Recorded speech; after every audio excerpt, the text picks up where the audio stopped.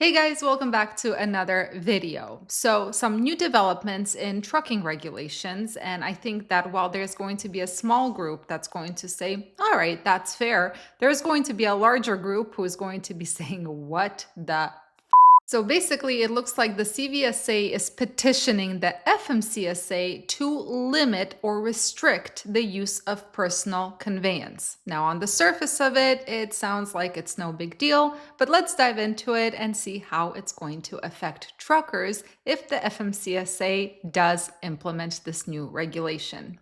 Ready? Let's go.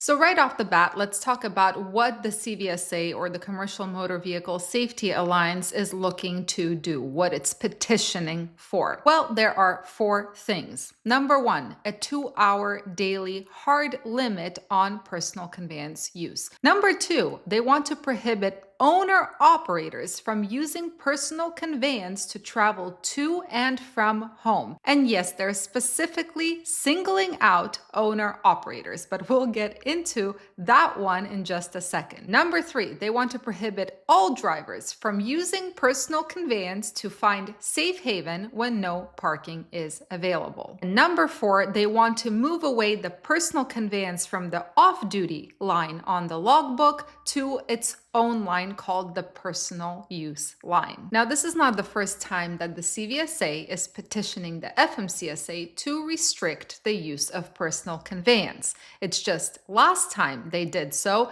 the FMCSA denied them. They shut them down, said that there is no data that confirms that this is a safety issue.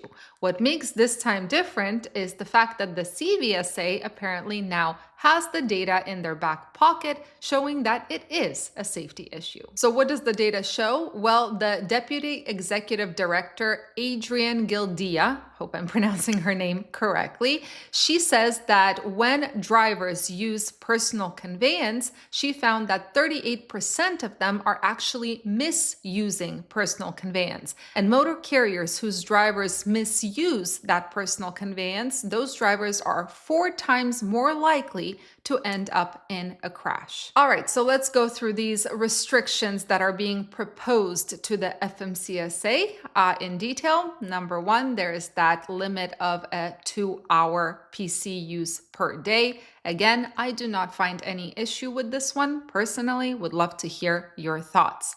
Number two, it's the fact that they're trying to single out owner-operators and prohibit them from using personal conveyance when driving to and from home.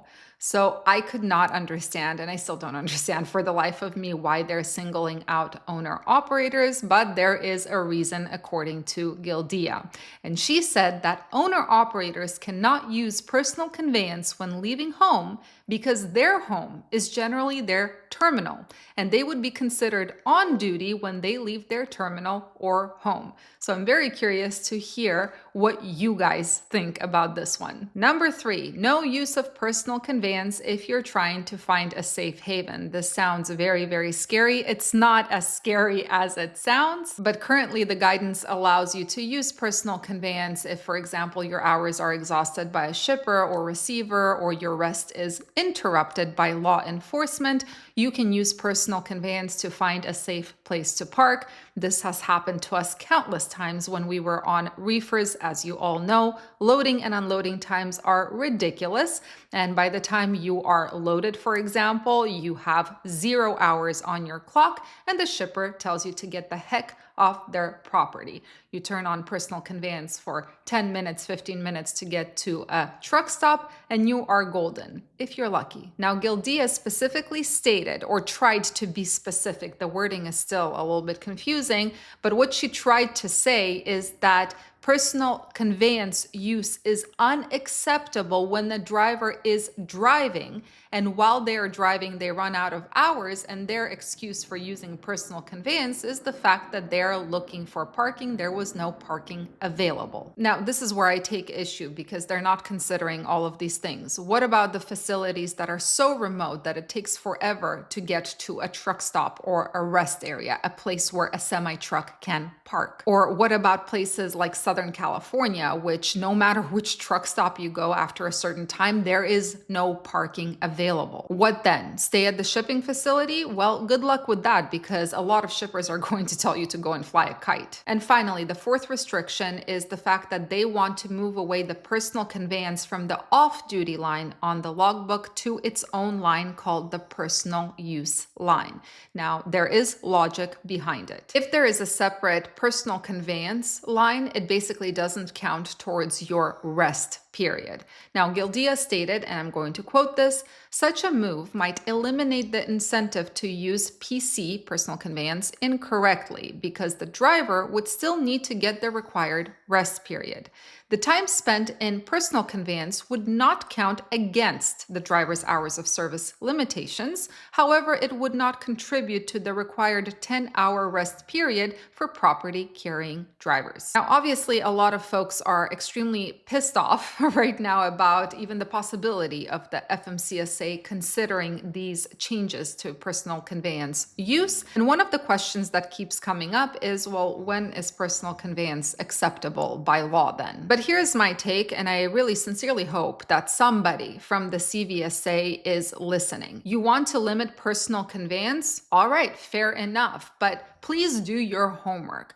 According to the data that the CVSA has, 38% of drivers misuse personal conveyance. Do your homework and look at what the other 62% are doing. Why are they relying on personal conveyance? What you will often find if you really dig into the proper use of personal conveyance is that a driver came to the shipper or receiver. The shipper or receiver exhausted their hours, told them to get the heck out, it's not their problem, and there's no nearby place to park. And if there is, it's full of trucks, there is no parking available. You want to limit personal conveyance? Fine. Then also make sure that every single facility has an appropriate amount of parking for the trucks that are getting loaded and unloaded in case the shipper or receiver exhausts the driver's hours. Or make all facilities have normal loading and unloading times. Or figure out the situation with the lack of truck parking. This goes back to my trigger point of someone royally f***s up and a trucker pays the price for it. Now, I'm not saying that everybody in this industry is a saint and uses personal conveyance correctly. No, of course, there are going to be some people who use personal conveyance to advance their load, to get closer to the pickup or to the delivery or whatnot. But I think the way the proposal to the FMCSA is written right now is just a blanket kind of statement, assuming that everyone does the same thing and that one size fits all, and that just it never ends well. So question for you guys, what do you think about this? Do you think the FMCSA will consider it now? My hope is that if the FMCSA does consider this proposal, it's going to look at how it's written and they're going to do their homework. But there's another part of me, and this is the part that goes into that dark place sometimes, worst case scenario. Considering how focused the FMCSA is on safety, and considering the fact that the CVSA claims it has some safety data to present with its proposal to restrict personal conveyance, there is a part of me that feels like the FMCSA will just go for it the way it's written right now, and it's going to affect everybody. But my hope is, again, that the FMCSA as well as the CVSA does its homework and really takes a deep dive into what causes the use of personal conveyance, whether it's just drivers trying to cheat the system or whether they have a legitimate reason for it because the system doesn't quite work. I don't know about this one. Anyway, guys, thank you so much for joining and watching today. I hope you have a beautiful rest of your day. Stay safe, stay healthy, and keep learning. See you in the next video.